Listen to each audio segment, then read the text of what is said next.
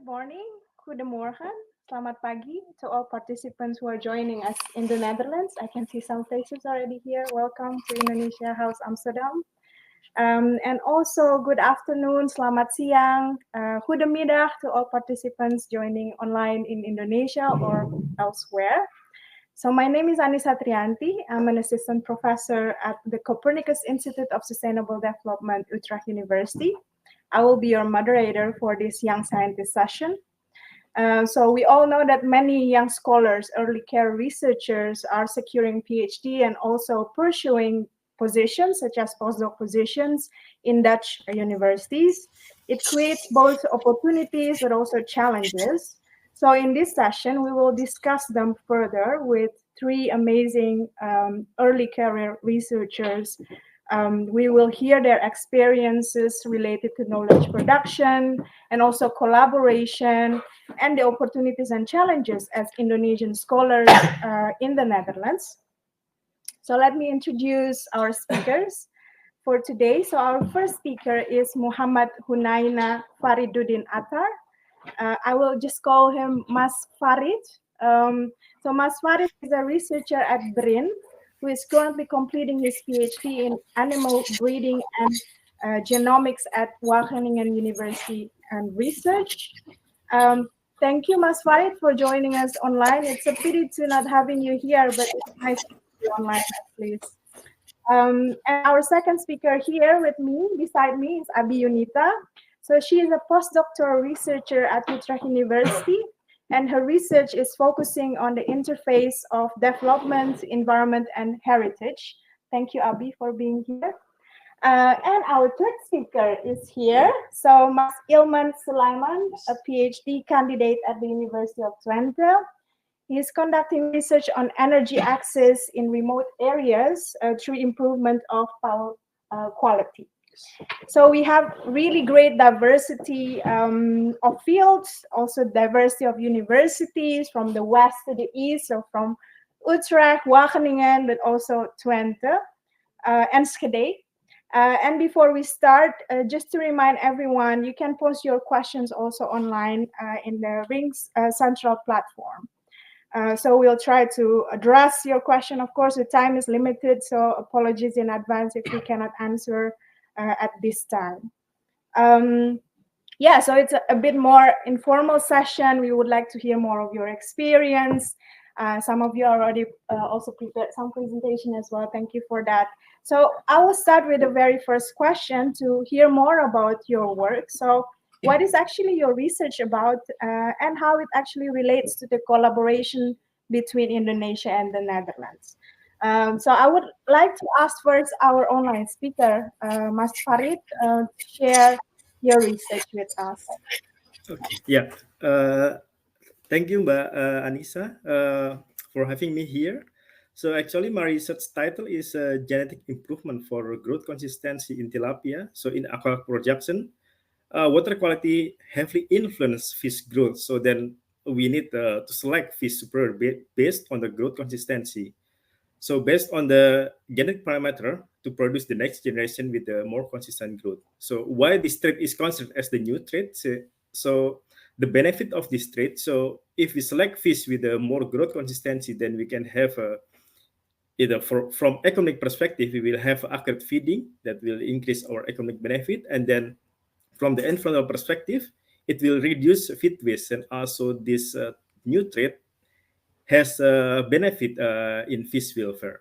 So this collaborative effort is to close the knowledge gap in aquaculture genetic and tackle it with collaboration that we start in 2010 with Ministry of Marine Affairs in Fisheries Indonesia with Wageningen. And then we continue with the pilot project and training, including recruiting and start PhD project from candidates from Indonesia. So with the extensive network of aquaculture genetic that WUR has, we can expand this initiative to answer the following research that you can see in the presentation that to improve the methods and also to apply with Indonesian strain that we have in Indonesia and with the support from Ministry of Marine Affairs and Coupon Foundation from the Netherlands. So yeah, I think that's it. So much. Thank you so much, Mas Farid. Really exciting research topic, and I can imagine how useful it is also for Indonesia. And really nice to hear that it's a bilateral. It comes from bilateral cooperation with the Netherlands, with the ministry. Yeah, and yeah, I think it would be really good to hear more, of course. But yeah, we will move on first with our second speaker, and maybe if you have any question to Mas Farid about his research in the meantime, please just post it in the chat. Yeah, so I would like to invite Abby. Abby, can you tell us about your research? Sure, and thank you so much for having me here. It's a pleasure. So my current research, which has just begun actually a few months ago, essentially explores what cultural heritage means to different people, what it is, whether it is an object or a practice, or the forms of cultural heritage, and how these meanings and forms have historically changed over time, and the factors that affect how heritage is understood and practiced. And in this project, it's embedded in a larger research project funded by NWO under the Belmont Forum. And in the consortium, we collaborate with Indonesian partners as well as Dutch partners, including the Cultural Heritage Agency of the Netherlands and BRIN, and the Research and Innovation Agency of Indonesia. How that collaboration will unfold is we don't know yet, but so far it's been great to just be able to account for a diversity of perspectives in how cultural heritage is approached both here and in the Netherlands, and we have very different cases. Here we look at water heritage, particularly since 1953 floods, the socio-legal changes that have shaped, and environmental changes that have shaped people's relationship to water. And in Indonesia, our case study is in La Malera, which is in the island of Lembata in Flores, the last community of subsistence whalers, so really different cases.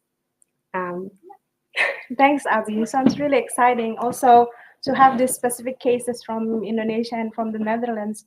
We'll be curious to hear what you learned from this comparison. Can it actually be compared? I think that's also the question, right? Yeah, well, we're not actually taking a comparative approach, but yeah, we'll see if there are opportunities to compare somehow. Yeah, of course, yeah. Well, thanks, Abby, again. And I would like to invite Mas Ilman here on my left to share about your research. Thank you for the opportunity. So, again, I'm Ilman, and I'm currently working on a project called Anarchy. And to describe my project, I actually have prepared a video. I found it's easiest to describe my project. Could you please? Thank you.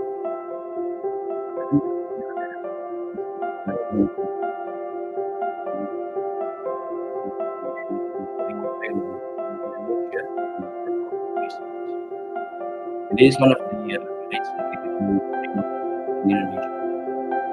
This village is powered by solar energy, battery, and it seems like it's because it can reach the most targets. Then trying to give the system up and running. There are cases where this system run for 20-25 years. What's happening? So they trying to investigate why this thing happened. And we are doing this through a transdisciplinary approach, consisting the co-creation process behind this system and operation and maintenance problems for quality issues. And we are doing that through collaboration between the Netherlands and Indonesia. And most of the cases we are using are from Indonesia.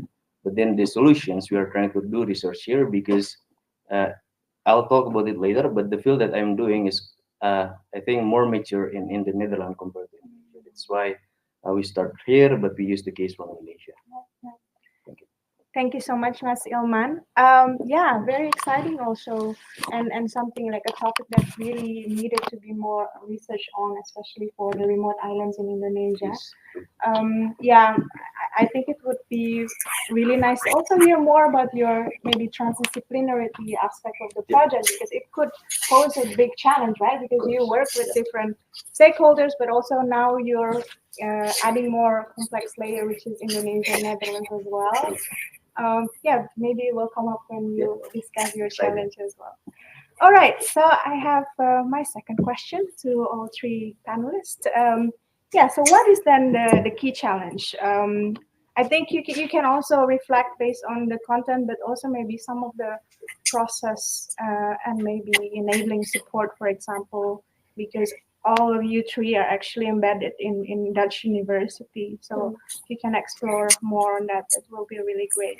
But I would like to invite Mas Farid. Maybe you can start first. Yeah, the challenge that I had. So basically the project start in August in 2019. So then after I just start my project, then in February 2020 we had a COVID pandemic. So that's that's a big challenge for me. Not also not in perspective of the content, but also during the process. The COVID-19 pandemic introduced us the lockdown, travel restriction, and work from home policy. So that's burden a lot for data collection in Indonesia, also for travel to another location to collect the data. And also another challenge is due to the uncertainty at that time. So we have the difficulty to sending our sample for DNA analysis. So those two challenge that quite I think in my perspective that two things that poses me a lot of challenge during the project that I had here in the Netherlands in Wageningen University and Research. Thank you, Mas Farid. But then maybe a follow-up question on that. Of course, this travel and also the COVID really delays perhaps the research because of transport involved, etc. But do you feel like you're strongly supported in the institution, in the Dutch institution? Is there any challenges in terms of this institutional or maybe culture support? I'm not sure. Yeah, the culture support that we had here. So yeah, everyone knows the culture here is quite direct. So everything is clear. We put everything on the table. So that's a good thing. So then that helps a lot me to adapt with the rapid changing due to this COVID-19 pandemic, and also the support from the university, also the Indonesia government through LPDP and my affiliation in BRIN Indonesia, and also the Netherlands government itself. And yeah, I told about the extensive network that Wageningen had in the aquaculture genetic in the world. So we had a strong network of researchers in genetics for aquaculture, and also that's helps me a lot also to answer the research question that I had within this project. So Right. yeah, I think Thanks, that's. You're already going through the third question actually on the opportunities. Yeah. Yeah, it's nice to also hear that these challenges, of course, are difficult, but there are ways to solve them, especially with the institutional support and maybe also network support from Wageningen University and Research. Abi, what's your view on challenges? Actually, a lot of my challenges, the opportunities and challenges come from the same sources. So in the current project, that it is a consortium composed of societal organizations and people working from various disciplines. That's a challenge, but it's also an opportunity to learn. The challenge there is, very concretely, we're working out a methodological approach and guidelines that are coherent enough, but allows also enough leeway for the researchers carrying out the project to be able to carve out their own interests and pursue what they want to do, and also to be sort of attentive to their own very distinct fields and field sites as well. Right. But yeah, it's an opportunity to learn, because I have not, for example, we're working with physical geographers, and I'm not very informed about modeling, for example, and the assumptions that underpin them. But it's also a really interesting way, for example, to visualize threats to heritage, and how that compares to how people live their day-to-day. I can probably speak to, for those people who are interested in studying in the Netherlands, I did my PhD here as well, within a project funded by the European Research Council, and this was an advanced grant awarded to one researcher for a project that he has designed. So when I arrived, there were parameters within which the study was to take place. And that is also a challenge for early career researchers who are trying to figure out what they're interested in, who have also come from different trainings and backgrounds, to then be in a project, where you do have to carve out a space for yourself, but also be respectful of the project. The opportunity is that it's very well funded.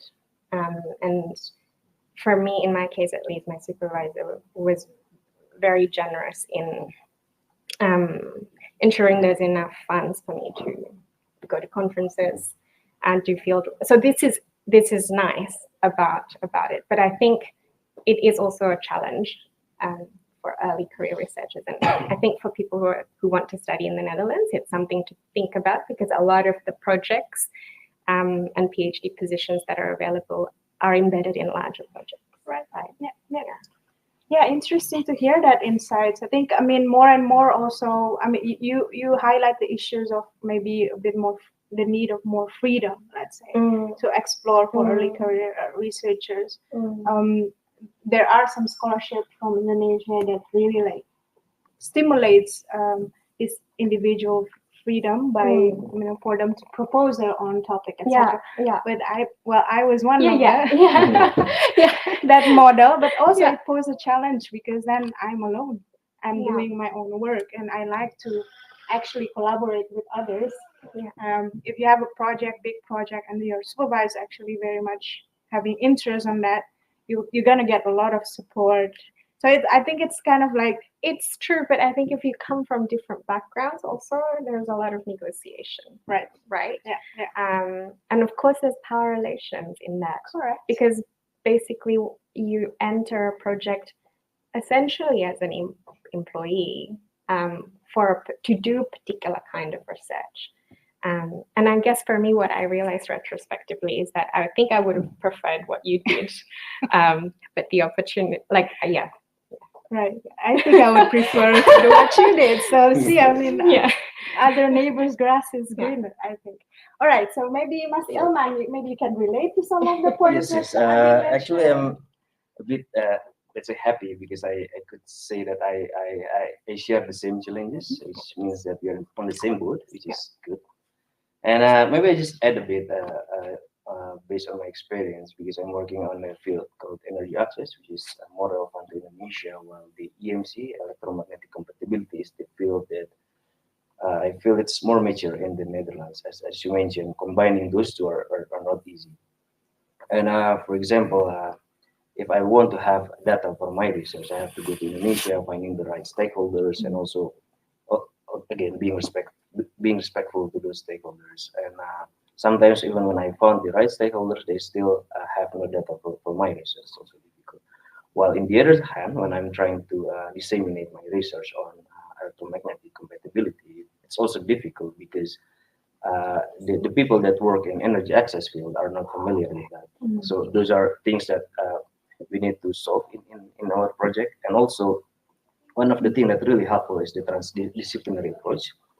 Although it's difficult to communicate between different fields, different backgrounds, but it's really helpful to translate our research result, so it can be practical, it can be applicable for the people who are usually work on site.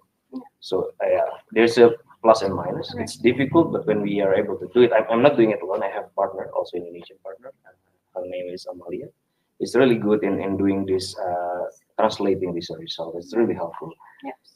And as for the opportunity itself, because these two fields, energy access and EMC, are not really connected.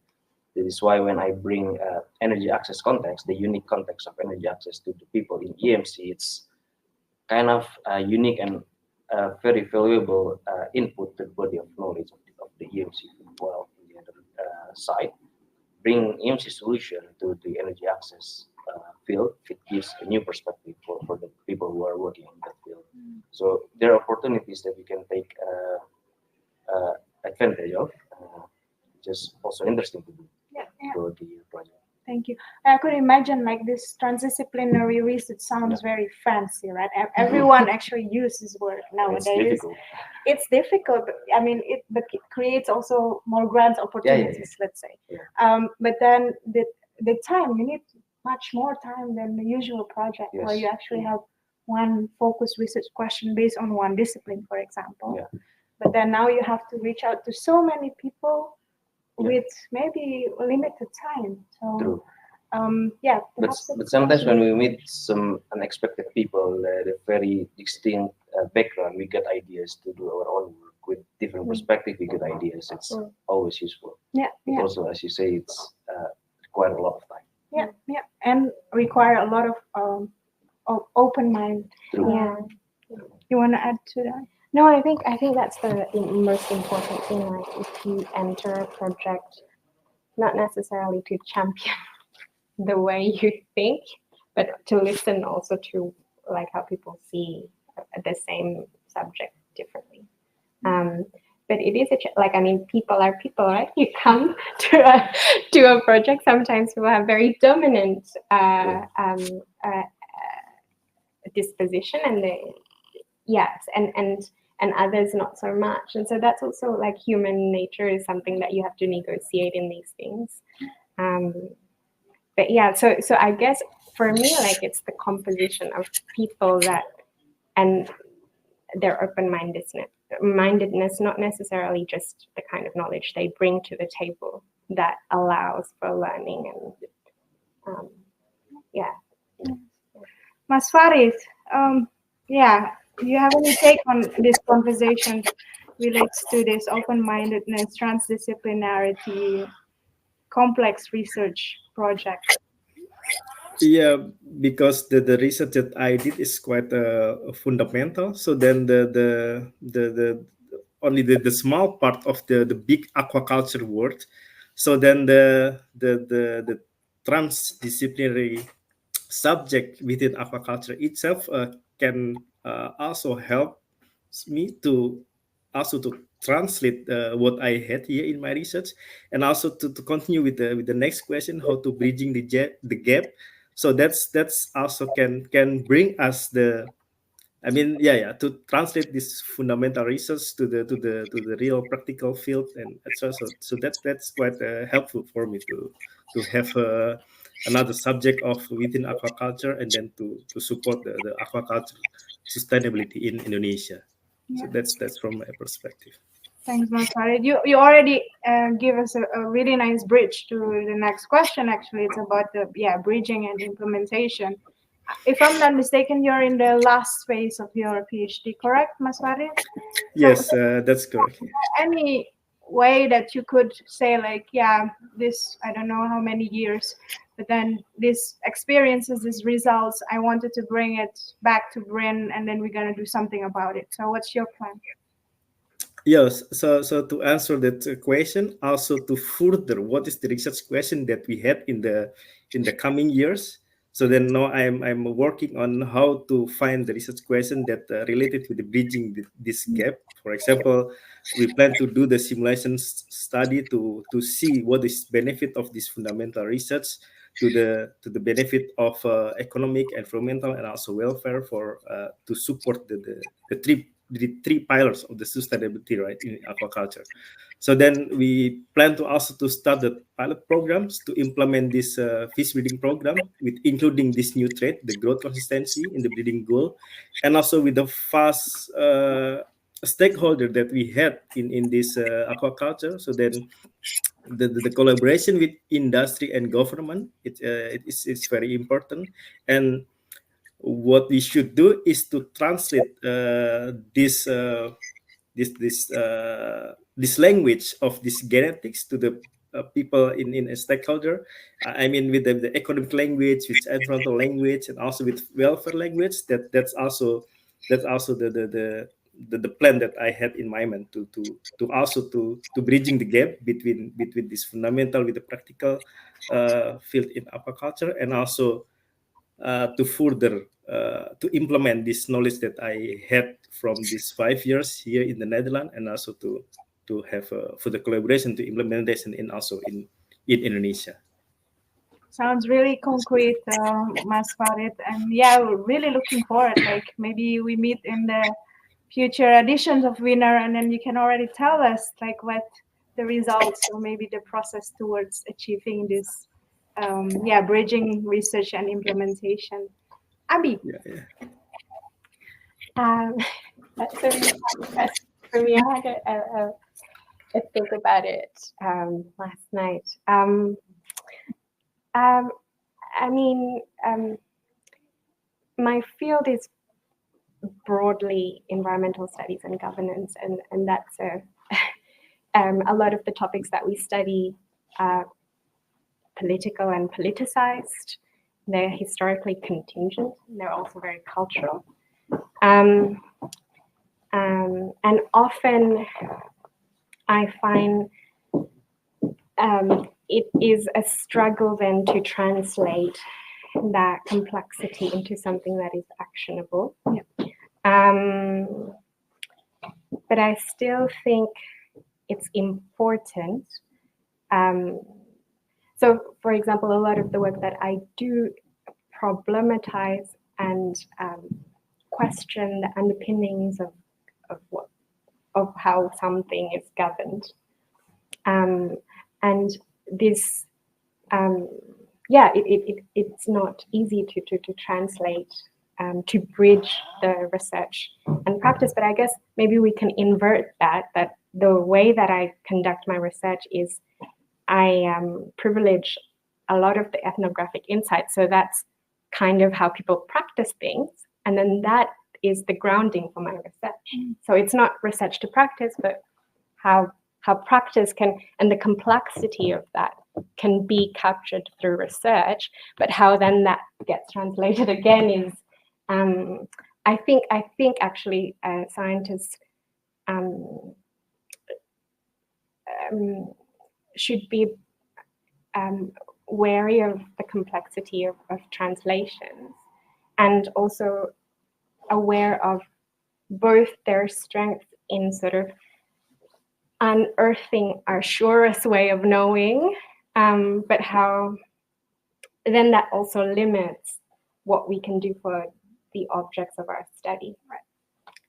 I don't know if that's no, that's very interesting. I think we need, different insights on what knowledge is, right? Yeah. It's also a process of learning. And then we are now living in the world of science where there's dichotomy of natural and social science, for example, and how they are maybe useful or less useful. I heard this discussion a lot also in the context of Indonesia. Yeah. But I think it's really about reflection and the process. And through maybe this transdisciplinary project, right? Everyone has their own piece of things that they are very having an expertise on, and then they build on each other. Yeah. So that's more simultaneous learning, but also there is product. So it's, I don't want to say win-win situation, but it's positive to positive, let's say, and it brings something, kind of a built-up knowledge. Yeah, for sure. And I think that is probably the best way of approaching bridging research and practice, right? To kind of be embedded in different communities of practice, not just one. Yeah. Thank you, Abi. That's Ilma. It's again very interesting. It's referencing and emphasizing a bit on your answer earlier about translating research result into actionable action is very difficult, and doing it the other way around is also difficult because probably the problems that they need to solve is not really interesting for research, right?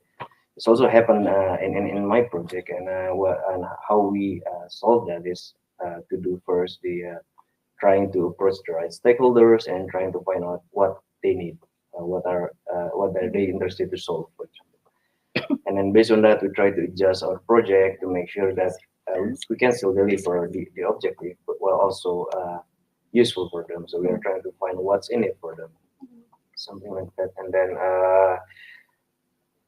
we also do a lot of people interaction, dissemination, because even when we meet the right stakeholders, trying to disseminate our result after we try to translate it to be very practical, sometimes it just doesn't reach the person that we want to reach. That's why we also do a lot of connection with other people, not only the stakeholders. Beyond stakeholders, we meet people from the side directly. We also do some exchange with Indonesian students.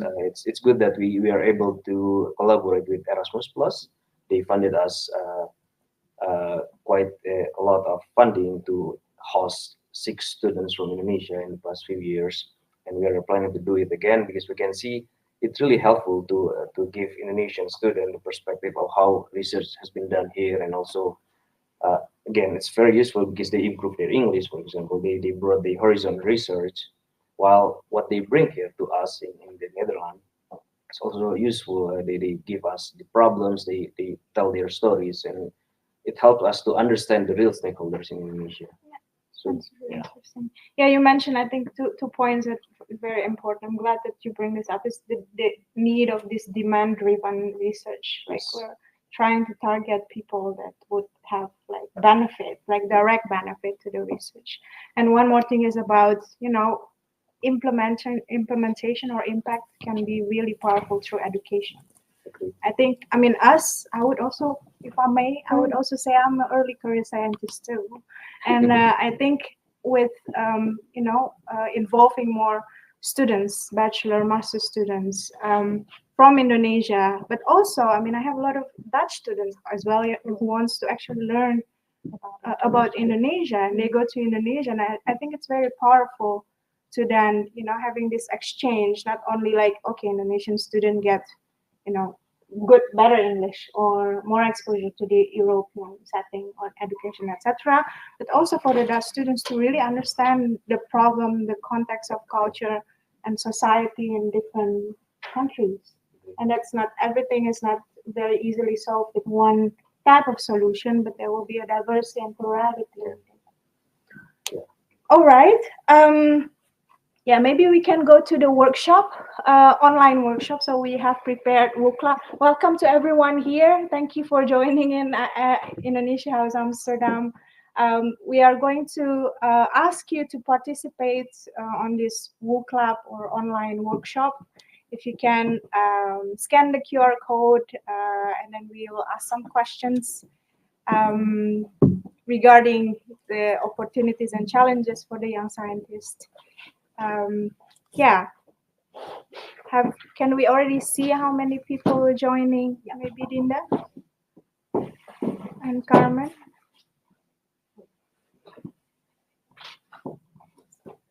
Yes, so maybe we can move.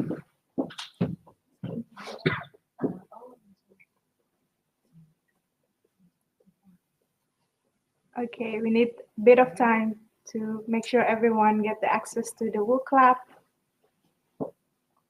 It's really great that we have these tools, right? We can actually get more insights from people in Indonesia House Amsterdam, but also online.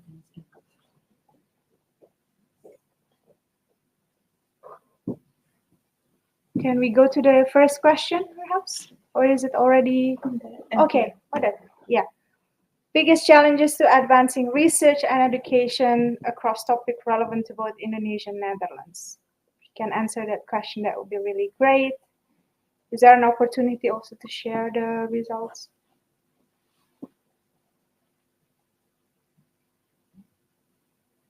I'm curious about what our audience think on this. And of course, I hope there are more early career researchers also joining. And if we can keep this tradition for the next winner as well, so we can invite more early career researchers, I believe it can multiply impact as well. Do we already have some answers, Carmen? Yes.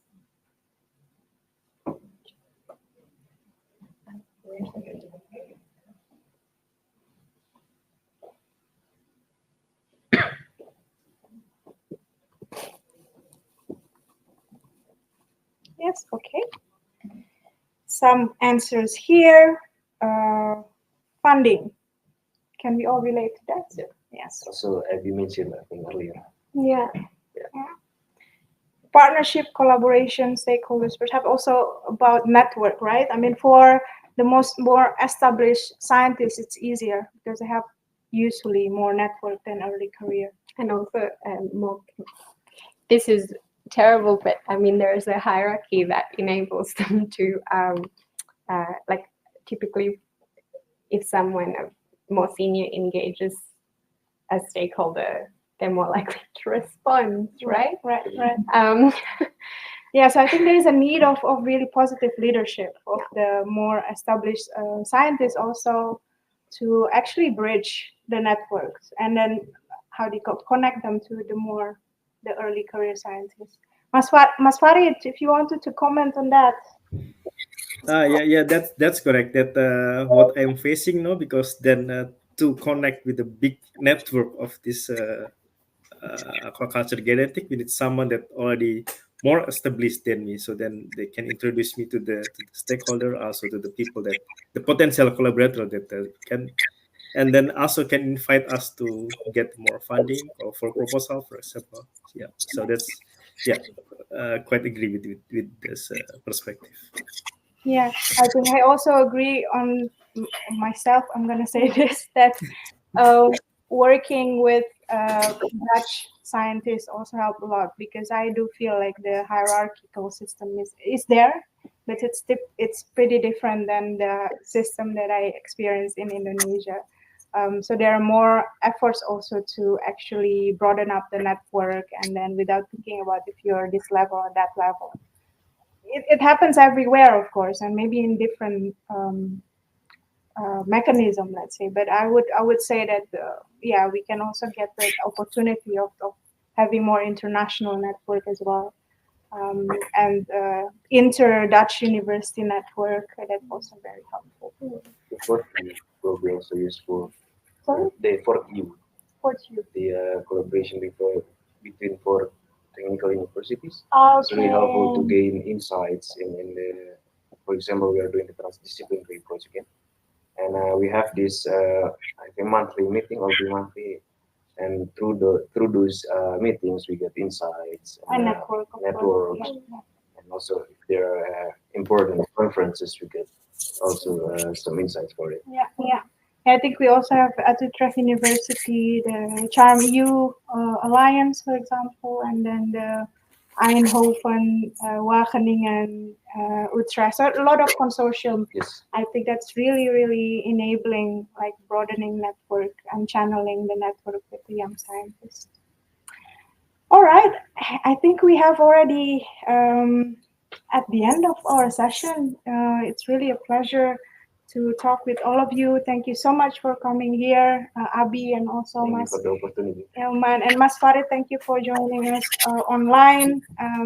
Hopefully we will meet each other in person, maybe in your defense soon. Yeah, thank you.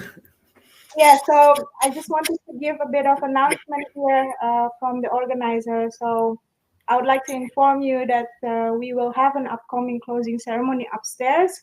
However, due to limited capacity, so the attendance is only by invitation. However, it will be live stream, so live stream on Ring Central, and you're also welcome to join the session at Vrije Universiteit Amsterdam, VU. So we've arranged a shuttle from here to VU. So in case you wanted to watch the closing ceremony together, you can take the shuttle from here. In addition, we would also like to invite you to explore the poster session.